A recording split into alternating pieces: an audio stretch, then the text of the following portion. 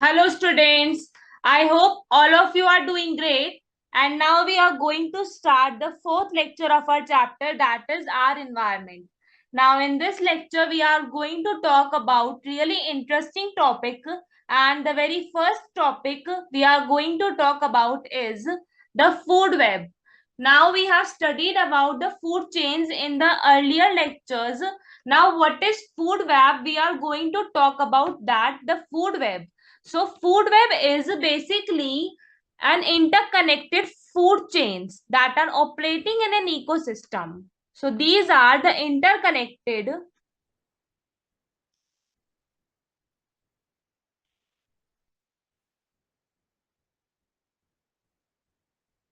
These are the interconnected food chains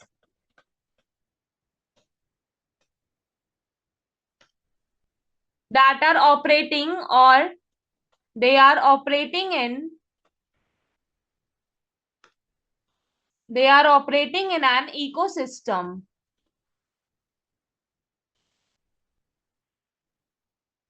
And in an ecosystem that establish or which establish a network of relationship. So a food web is basically a network of relationships. So in an ecosystem which establish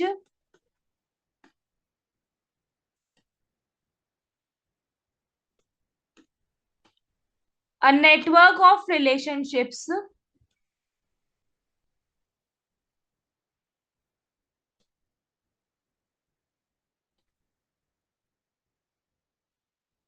it establish a network of relationships between various species, between various species, and they are called as a food web, and that's why they are called as food web. So it is basically a bundle of food chains is called as food web. And in a food web, one organism, we can say that in a food web,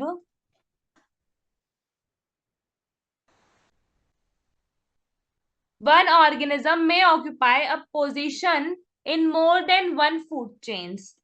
So if there is one organism, so it has the capability and it has the ability that it may occupy a position in more than a position in more than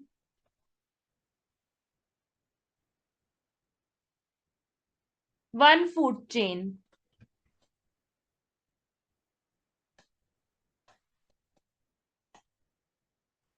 And if we are going to talk about food web in detail, so we are going to look at here a food web is given, and as you can see here, the mangoes are eaten by fruit fly and they are eaten by the thrush and they are eaten by eagle. So eagle here has many food chains related to them, and that's why it is a connection of food chains and it is interconnected food chains. Now an organism, we can talk that an organism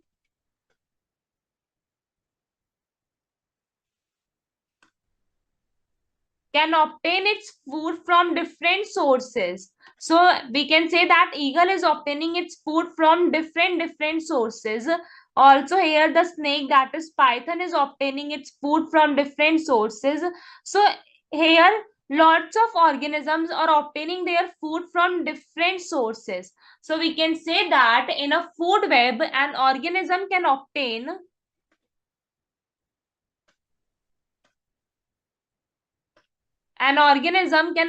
its food from different sources.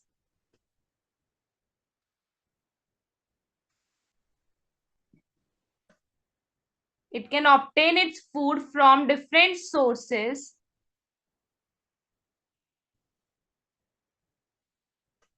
and in turn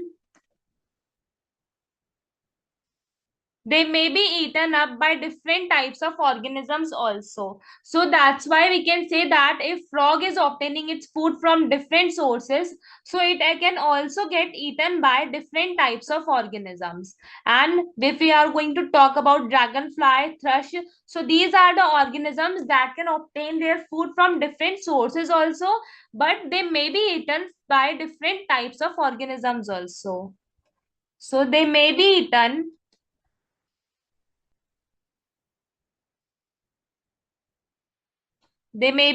up by different types of organisms.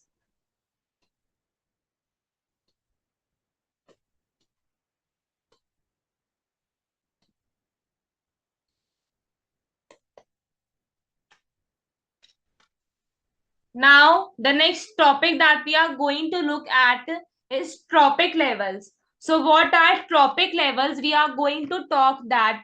So, these are the various steps that are in the food chain. The trophic levels, the various steps. These are the various steps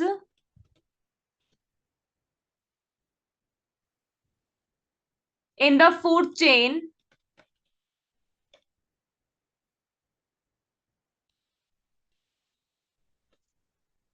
at which the transfer of food takes place. So these are the steps at which the transfer of food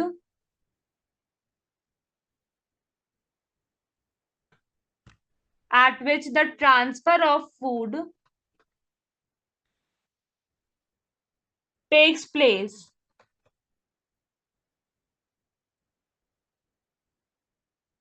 And they are called as trophic levels. They are called as trophic levels. And there is a gradual decrease when the transfer of food or the transfer of energy happens. So we can say that there is a gradual decrease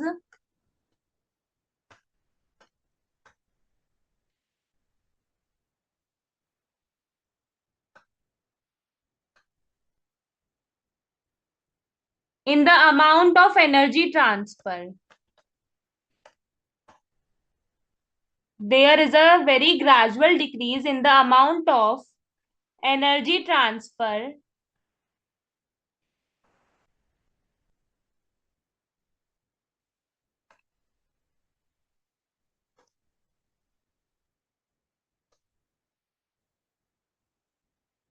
in the amount of energy transfer from one trophic level to the next trophic level, from one trophic level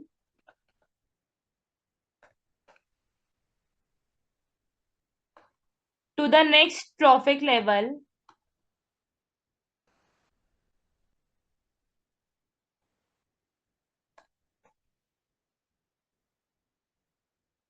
in a food chain. In a food chain. And as we can see, we are going to talk about how the trophic levels looks like.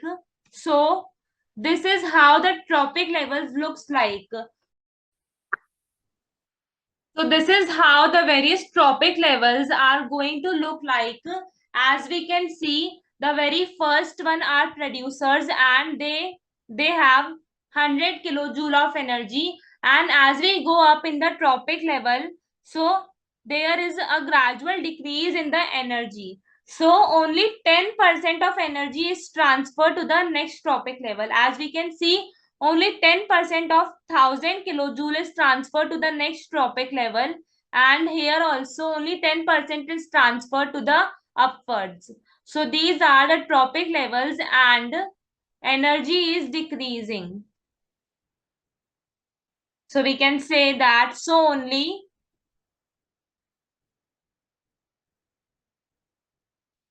10% of energy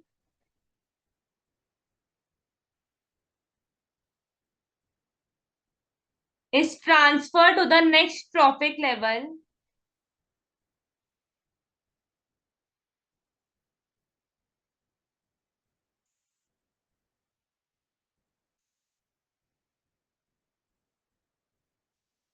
and 90% of energy is used, and we can say that 90% of the energy is used by present trophic levels. By the present trophic levels. So this is how the trophic levels work, and only 10% of the energy is transferred to the next trophic level, while 90% of energy is used by the present trophic levels in their own life processes. Now we are going to discuss the various types of trophic levels. So what are the various type of trophic levels? The very first one are the plant or the producers. So first trophic level,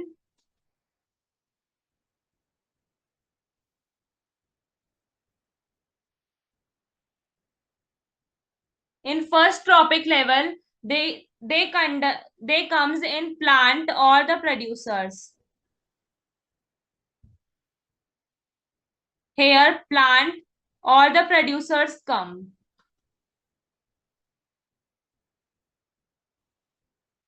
The next are referred as second trophic levels, and in second trophic level the herbivores comes. So in second trophic level,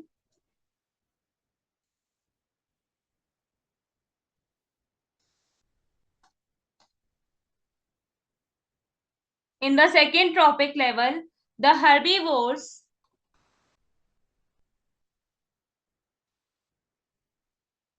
or we can say the primary consumers, so they come under second trophic level only.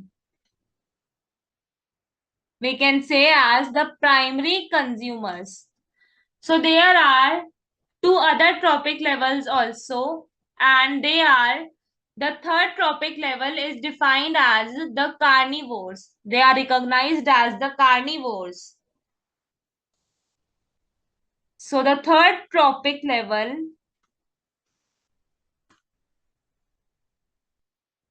here carnivores come in this category, and carnivores, or they are also called as the secondary consumers. They are also called as the secondary consumers. And the last one are, they come under the fourth trophic level, and that is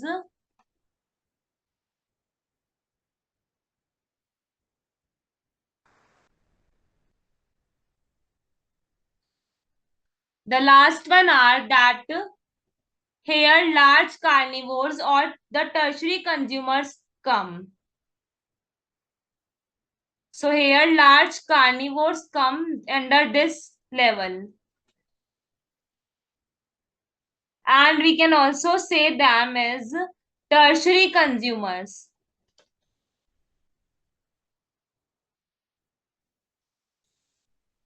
We can also call them as tertiary consumers. Now, the next topic that we are going to look at is the flow open energy. What is flow open energy? We all know that energy is used and conveyed. We know that energy is used and conveyed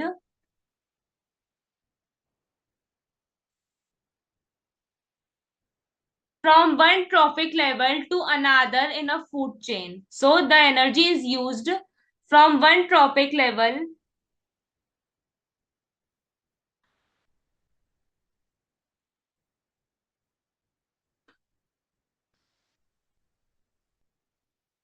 they are used and conveyed from one trophic level to another in a food chain.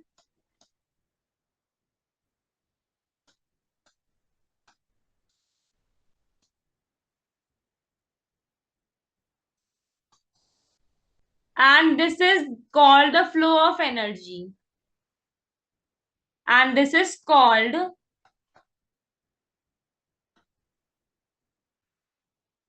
as flow of energy.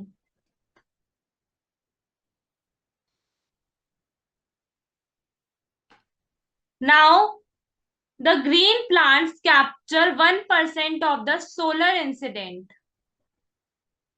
We all know that the green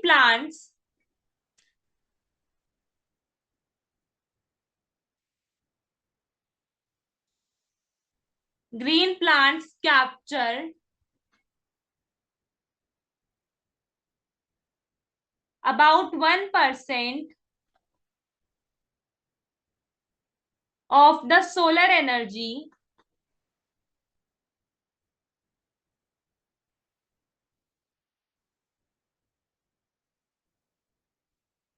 the green plants capture about 1% of the solar energy incident on the earth incident on the earth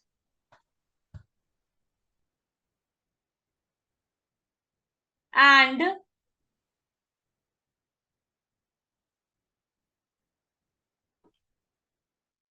they capture the energy through the biochemical process of photosynthesis. So they capture the energy through the they capture the energy through the biochemical process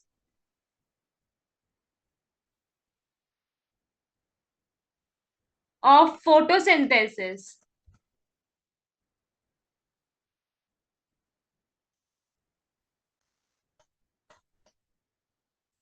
Also, we can talk about what is the how the flow of energy is happened. So a part of this energy is trapped. So a part of this trapped energy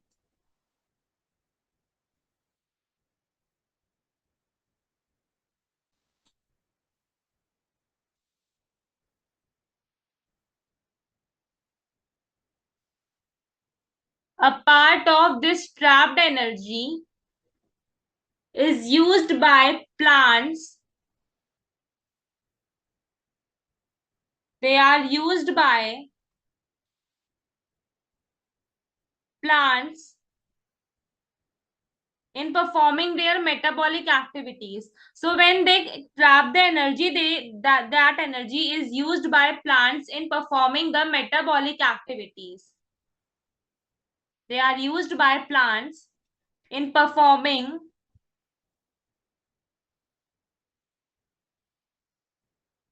the metabolic activities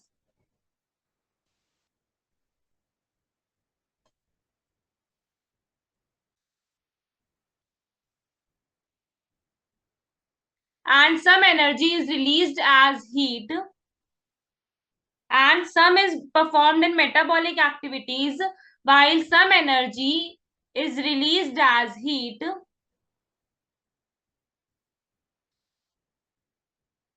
while some energy is released as heat into the atmosphere.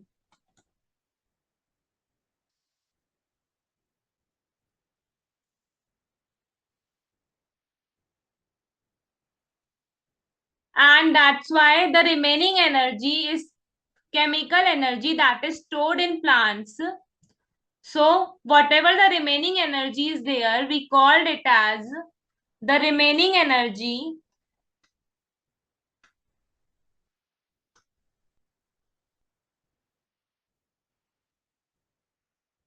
The remaining energy is the chemical energy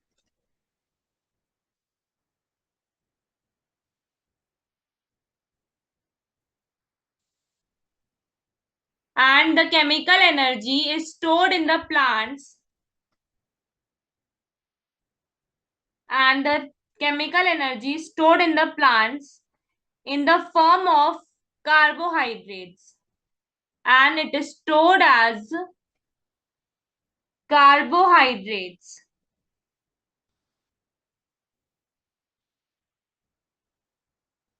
So the energy that remains is stored as carbohydrates in the plants. Now, what happens is that when plants are eaten up by herbivores, the chemical energy, when these plants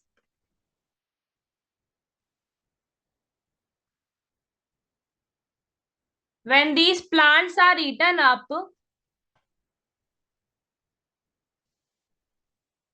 by herbivores,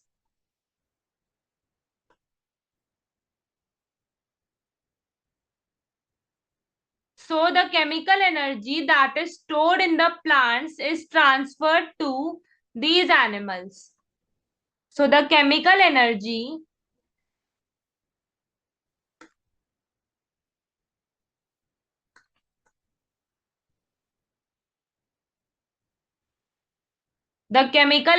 that is stored in plants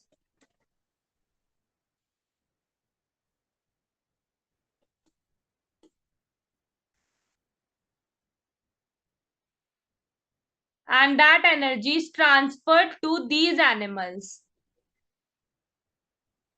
is transferred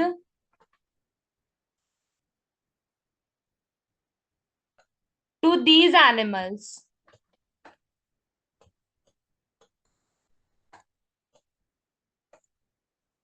And these animals utilize some of this energy for metabolic activities.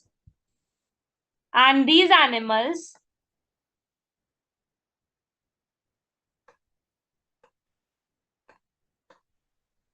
utilize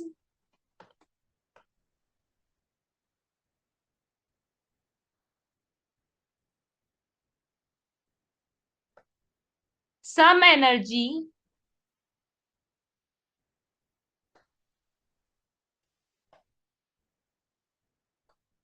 for the metabolic activities. For the metabolic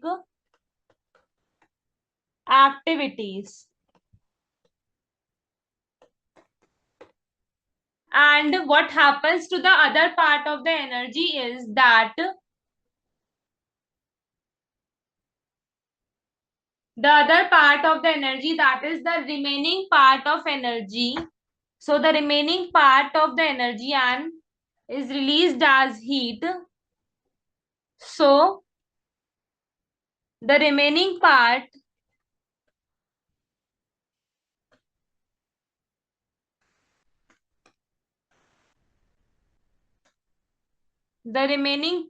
of the energy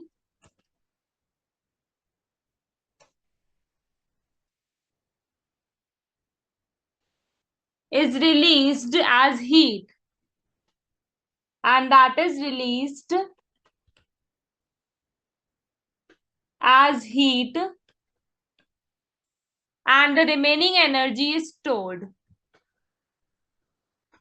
and the remaining energy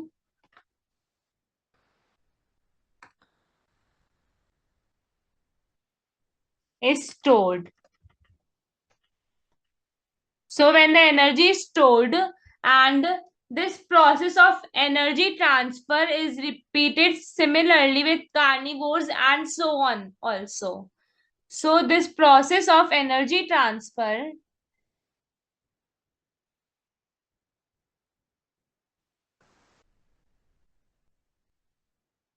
the process of energy transfer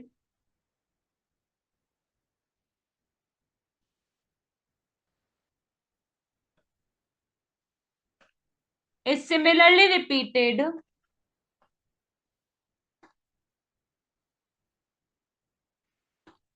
the energy transfer process is similarly repeated with carnivores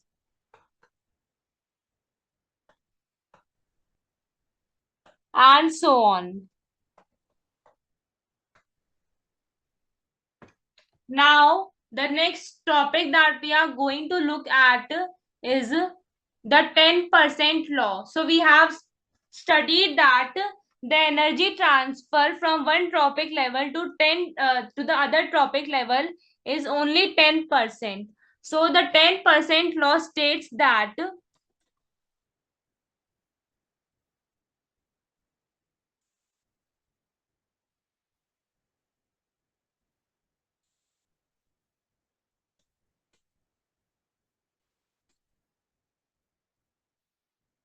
this law states that only 10% of the energy, that only 10% of the energy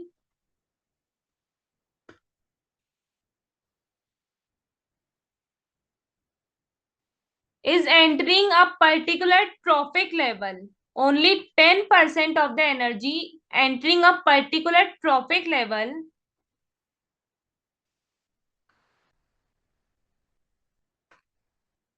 entering a particular trophic level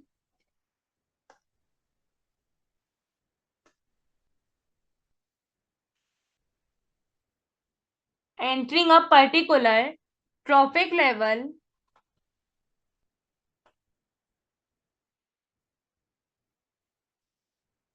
of organisms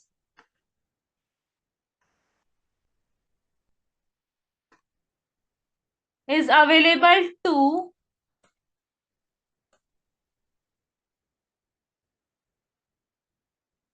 and is available for transfer of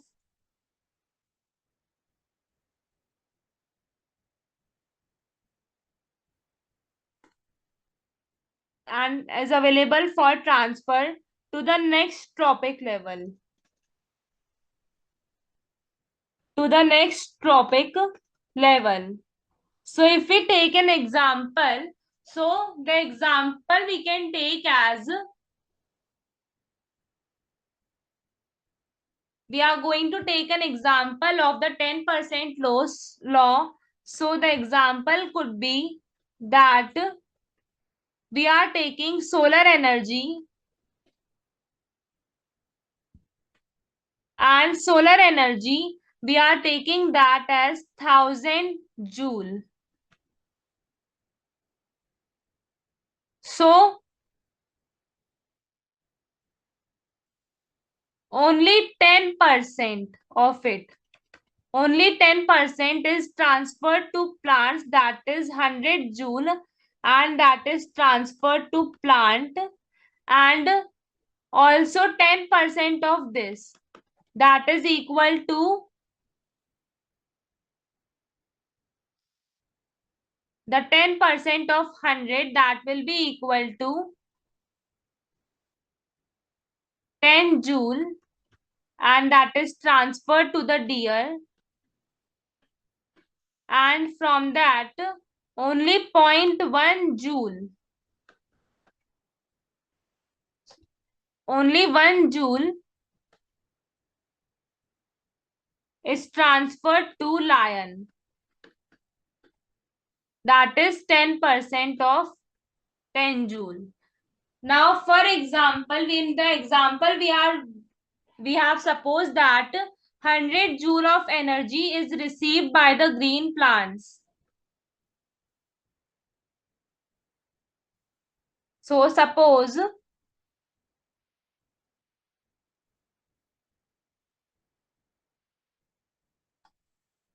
for example,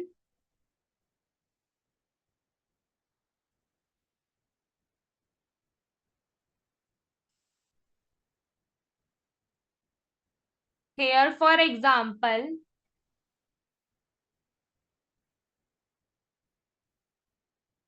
we are going to take that suppose 100 joule of solar energy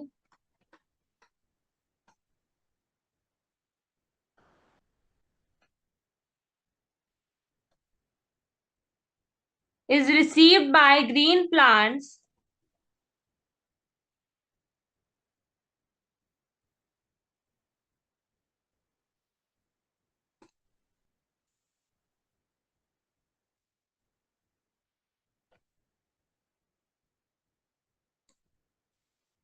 when we have taken 1000 joule of solar energy that is received by green plants, then only 10% of solar energy is available on Earth. Then only 10% of solar energy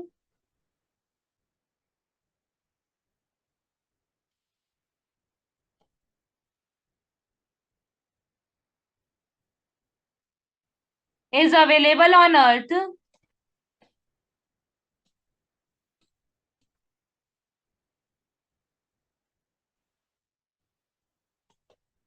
And we are going to talk about how the 10% is being utilized by plant.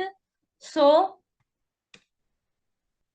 we are going to talk about how the 10% law works. So here,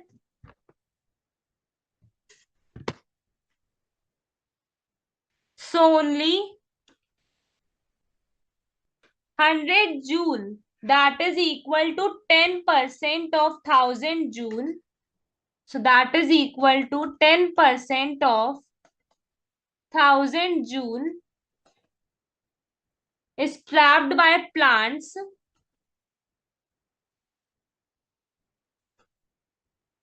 that is trapped by plants and the rest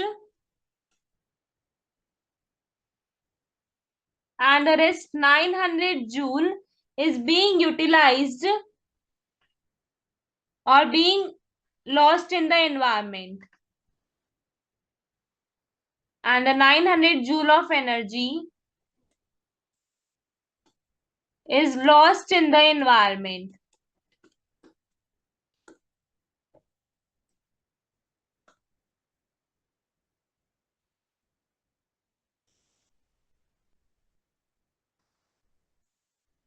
And also plant utilizes only 100 joule of energy.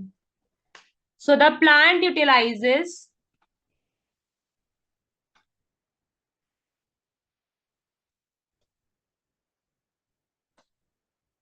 the plant is able to utilize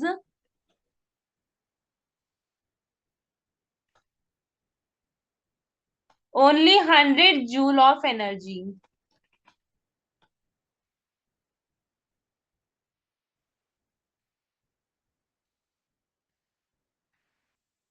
And next, only 10% of 100 joule of energy. So only 10%. Next, only 10%. That is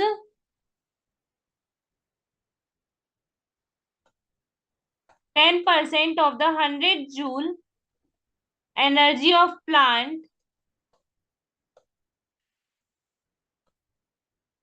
is transferred to deer, and that is given to deer. Now we are going to talk about that.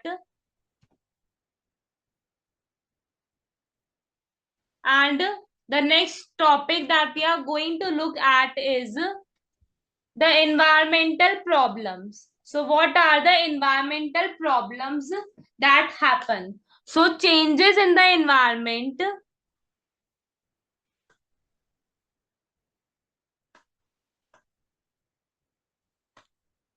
the changes in the environment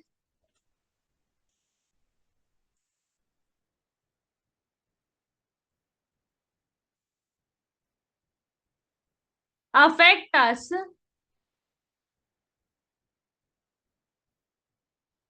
and activities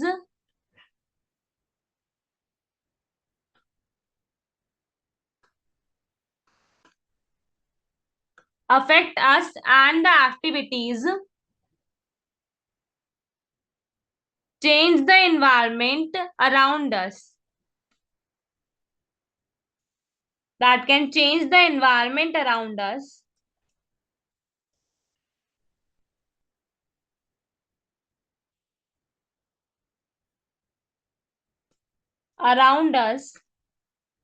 So this led to a slow degradation of the environment. So whenever there is a change in the environment, this led to a slow degradation. So this led to a slow degradation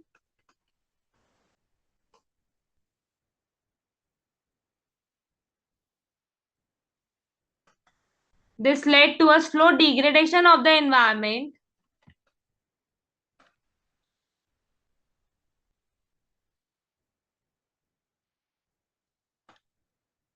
that arose many environmental problems. That arose many environmental problems.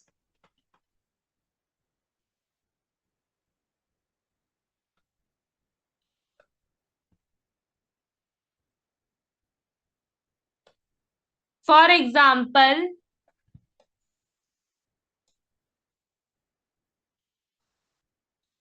the depletion of ozone layer is a very difficult environmental problem that all the human beings need to focus on. So the depletion of ozone layer.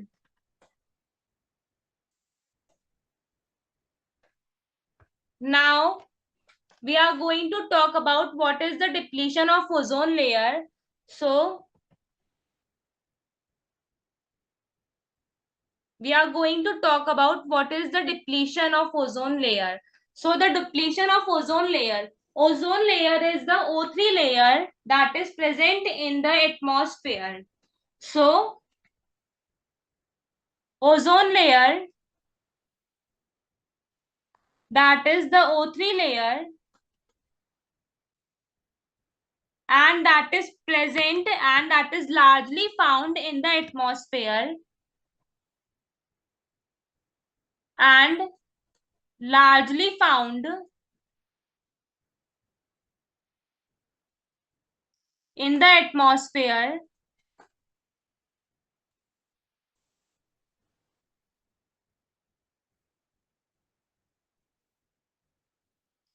and because they are largely found in the atmosphere and basically in the atmosphere in a zone called as stratosphere,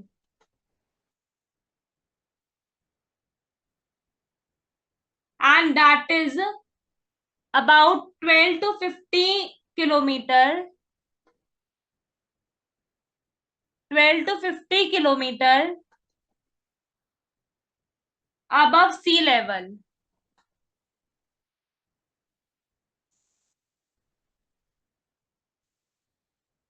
So this is also, and this region is also called as ozonosphere, and this region is also called as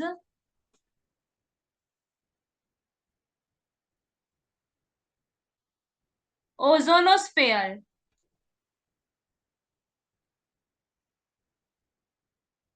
So ozone is a deadly poisonous at the ground level.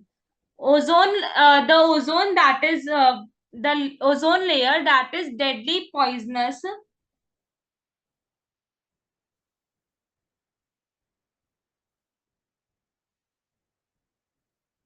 Ozone is deadly poisonous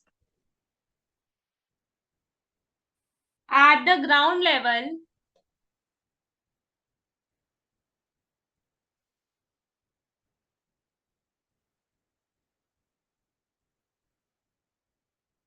and ozone is formed as a result of the following photochemical reaction. So how ozone is formed, we can know that.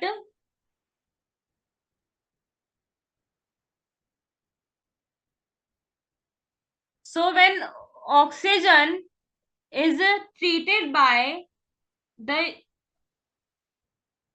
when oxygen is treated, so it splits up into O and O. So this is the splitting of molecular oxygen.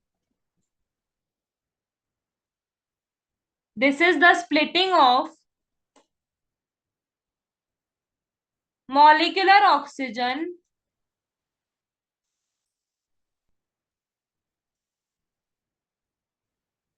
and what happens here is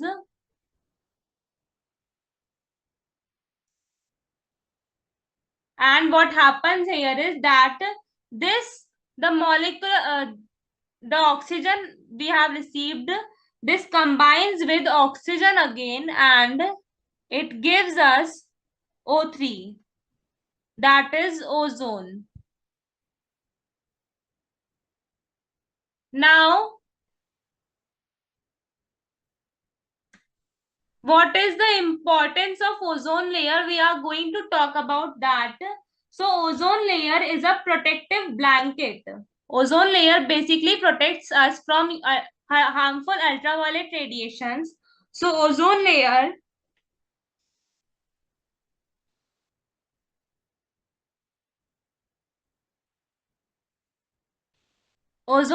is a protective blanket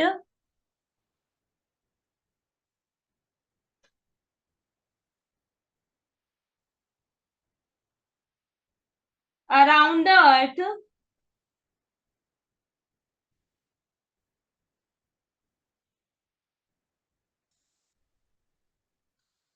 and this protective blanket is helps us and help to absorb the harmful ultraviolet radiations of the sun. So this absorbs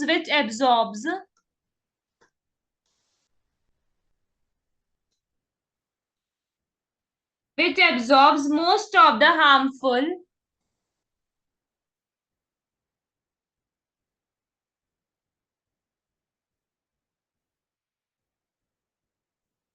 which absorbs most of the harmful UV radiations, or we can say as ultraviolet radiations. So most of the harmful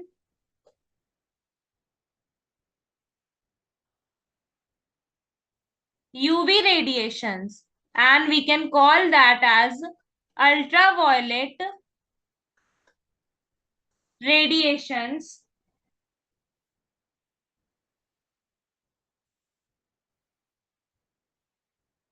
of the sun.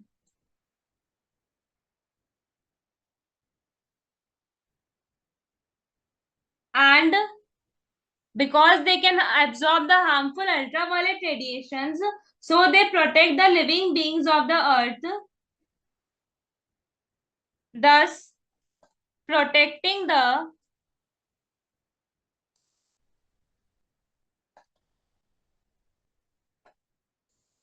thus they are protecting the living beings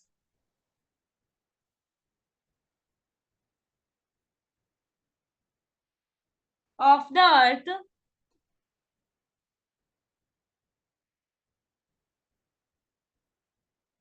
from the health hazards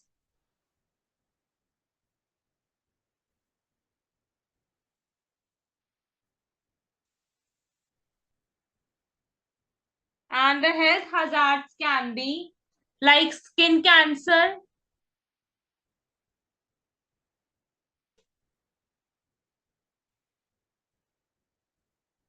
cataract in the eyes,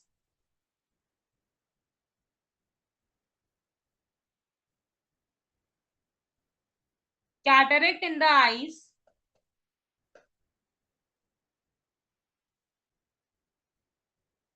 and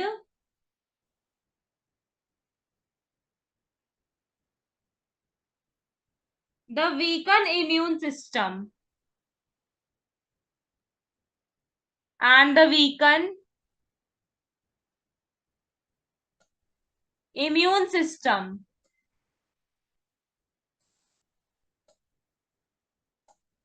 Now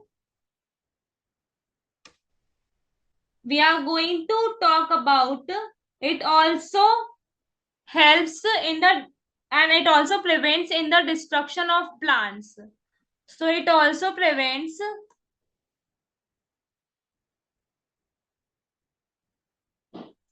from the destruction of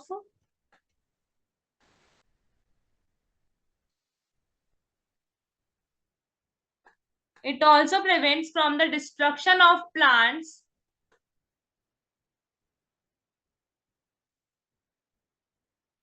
So the decline of ozone layer thickness was first discovered in Antarctica. So where the declination of ozone layer was discovered, so the decline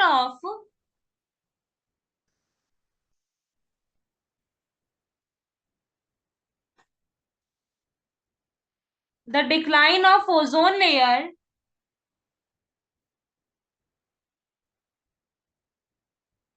thickness was first discovered in Antarctica.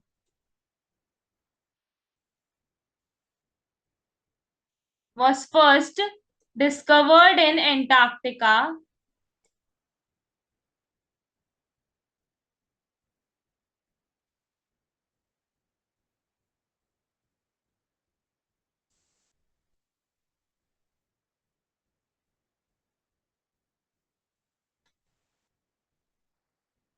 And because they are first discovered in Antarctica in 1985,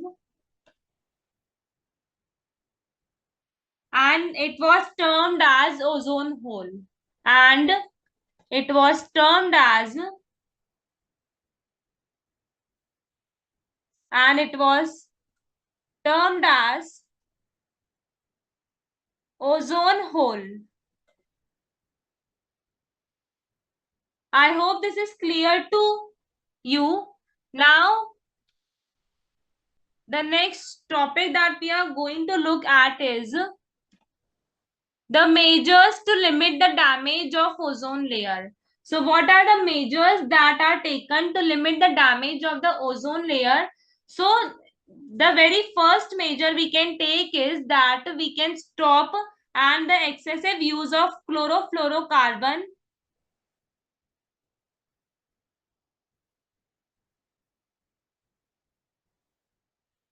We should not use. So stop the excessive use.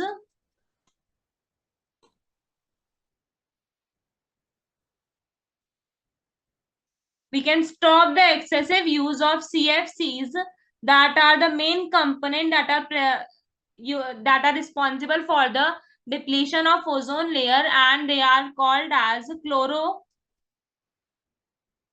chlorofluorocarbon.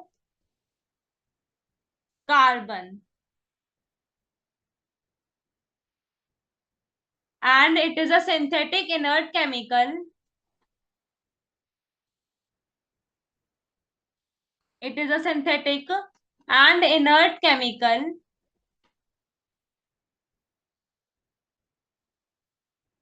And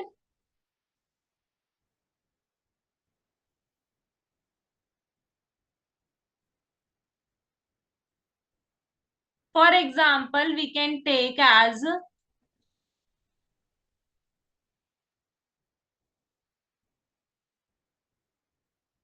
freon, which is used as refrigerants.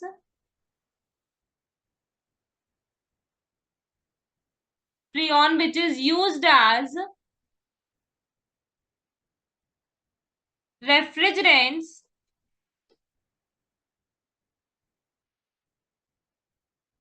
and also in fire extinguishers, and also in fire extinguishers,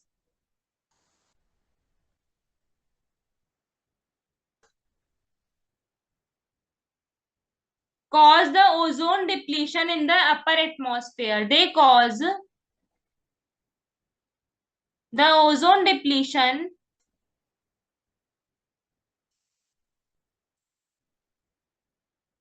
in the upper atmosphere.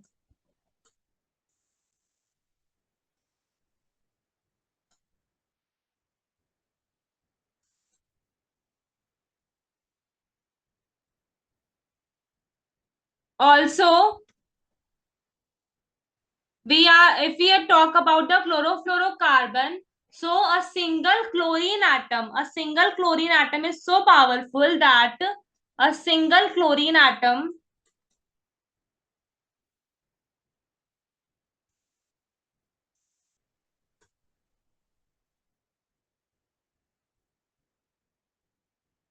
can destroy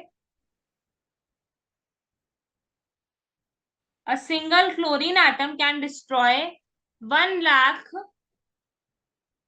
ozone molecules. It can destroy 1 lakh ozone molecules, and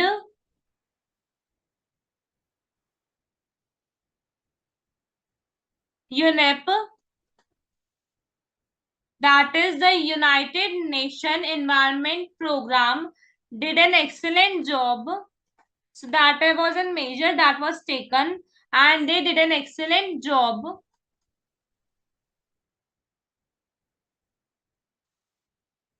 in forging an agreement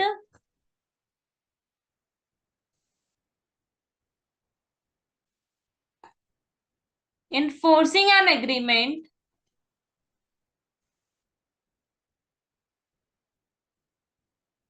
to freeze the CFC productions.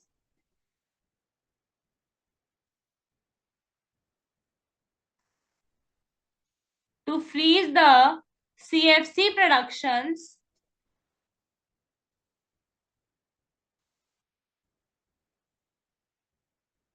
at 1986, and that was called as Kyoto Protocol. And the protocol or the agreement is called as Kyoto Protocol, and that was considered by all countries.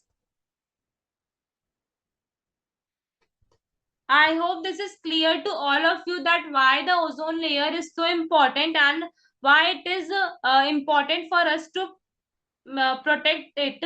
Now with this, we are going to end the lecture here only, and thank you everyone.